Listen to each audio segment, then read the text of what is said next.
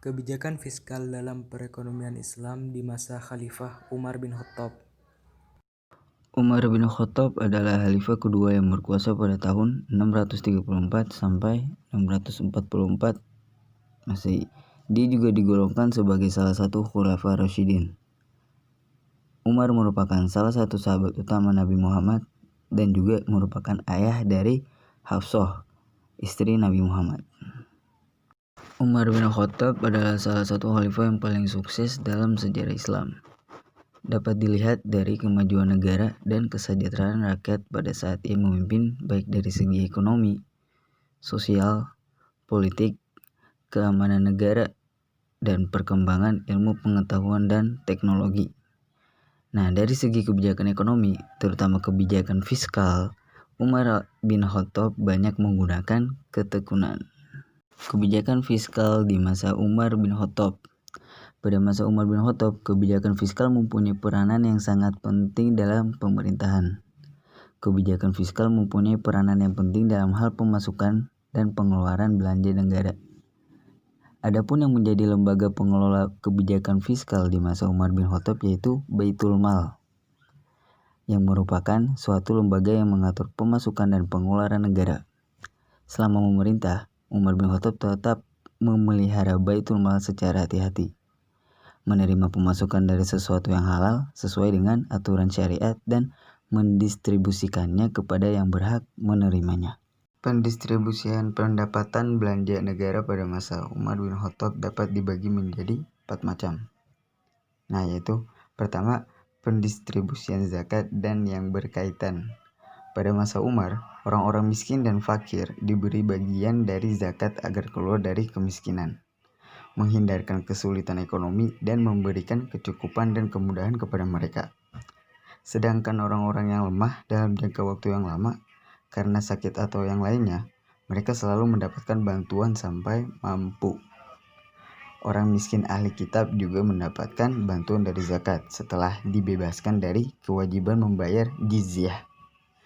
Panitia yang mengurusi zakat juga mendapatkan zakat. Pendistribusian jizyah, khoroj, usyur, dan yang berkaitan. Jizyah, khoroj, dan usyur digunakan untuk menggaji khalifah, para pegawai, tentara, dan keluarga Nabi SAW, istri-istri para mujahid, dan lain-lain. Adapun gaji dari masing-masing orang akan dijelaskan sebagai berikut. Nah, yang pertama ada gaji khalifah. Khalifah Umar mendapatkan gaji sebesar 5.000 dirham, dan pada riwayat lain disebutkan bahwa gajinya adalah 6.000 dirham. Yang kedua ada gaji pegawai. Besarnya gaji para pegawai disesuaikan dengan tugasnya masing-masing. Jauh dan dekatnya wilayah, mahal dan murahnya barang-barang di tempat kerja mereka. Yang ketiga ada gaji tentara. Pembagian gaji ditentukan dengan kedekatan seorang tentara dengan nasab Nabi dan paling dahulu masuk Islam. Orang yang paling berhak mendapatkan jaminan penghidupan adalah keluarga Rasulullah SAW. Mereka adalah Bani Hashim. Orang yang menerima gaji mereka adalah Abbas yang kemudian dibagikan kepada Bani Hashim. Kelompok kedua yang paling berhak mendapatkan jaminan penghidupan adalah istri-istri Nabi Muhammad SAW. Masing-masing dari mereka mendapatkan gaji di luar gaji keluarga Rasulullah SAW. Sedangkan orang-orang Islam yang lain dibagi dalam beberapa tingkatan.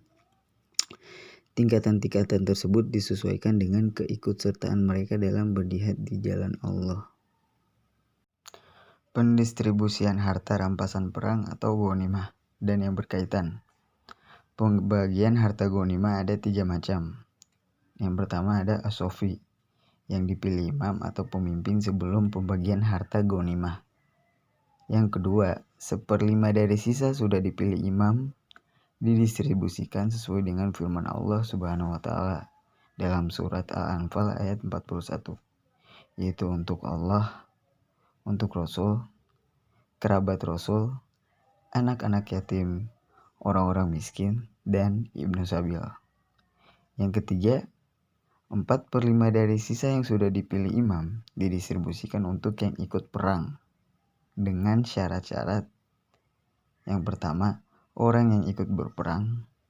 Yang kedua, orang yang merdeka kalau hamba. apabila hamba itu berperang bersama majikannya, maka ia tidak mendapat. Dan apabila hamba itu berperang tidak dengan majikannya, maka hamba itu mendapat bagian seperti orang yang merdeka. Yang ketiga, orang dewasa. Bagian laki-laki dan perempuan orang dewasa dari harta ghanimah itu sama. Pendapatan yang keempat atau pendapatan yang terakhir adalah pendapatan lain-lain. Pendapatan ini digunakan untuk membayar para pekerja, pemelihara anak-anak terlantar, dan dana sosial lainnya. Kelebihan kebijakan fiskal di masa Umar bin Khattab. Di masa pemerintahan Khalifah Umar bin Khattab, beliau banyak membuat kebijakan-kebijakan ekonomi. Salah satunya dalam hal kebijakan fiskal. Adapun menurut analisis penulis, beberapa hal yang menjadi kelebihan kebijakan fiskal di masa Khalifah Umar bin Khattab yaitu yang pertama, di masa itu jarang terjadi defisit kecuali hanya sekali, yaitu pada tahun Ramadan, kira-kira tahun ke-18 Hijriah. Saat itu terjadi kekeringan di sebagian negara Islam, akan tetapi dapat diatasi dengan bantuan makanan dari wilayah lain. Yang kedua, ada sistem pajak yang digunakan proporsional.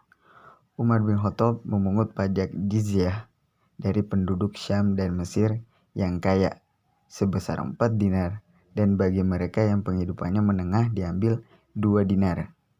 Sementara bagi mereka yang miskin tetapi berpenghasilan dikutip 1 dinar.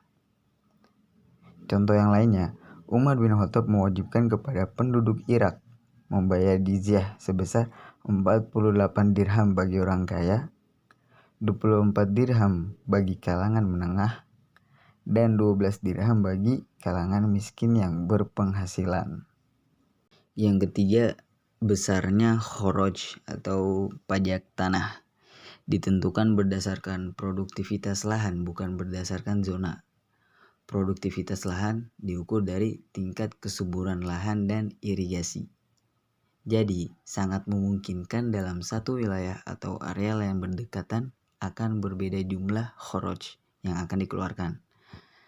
Kebijakan ini menyebabkan pengusaha kecil yang kurang produktif masih dapat melanjutkan usahanya. Yang keempat, ada pengenaan regressive rate terhadap hewan ternak, yaitu penurunan jumlah pajak pada saat bertambahnya jumlah hewan ternak. Nah, hal ini akan mendorong orang untuk memperbanyak hewan ternaknya dengan biaya yang lebih rendah. Yang kelima, perintah Umar untuk mengambil usyur sekali dalam setahun dan larangan pengulangan usyur terhadap dagangan selama belum habis tahun. Atau pedagang datang dengan dagangan yang baru adalah suatu prinsip yang menghapuskan problem pajak ganda, yang merupakan problem yang dialami oleh sistem perpajakan dalam ekonomi konvensional. Kelemahan kebijakan fiskal di masa Umar bin Khattab. Pada intinya, kebijakan fiskal di masa Khalifah Umar bin Khattab tidak mempunyai kelemahan pada masa itu. Hal ini dapat dilihat dari kemajuan negara dan kesejahteraan rakyat pada masa itu. Tetapi, pada masa Khalifah Umar bin Khattab pernah terjadi krisis ekonomi sekali, yaitu pada tahun ke-18 Hijriah. Saat itu di daerah-daerah terjadi kekeringan yang mengakibatkan banyak orang dan binatang yang mati. Orang-orang pun banyak yang menggali lubang tikus untuk mengeluarkan apa yang ada di dalamnya karena langkanya makanan. Tahun ini dinamakan dengan tahun Ramadan. Thank you.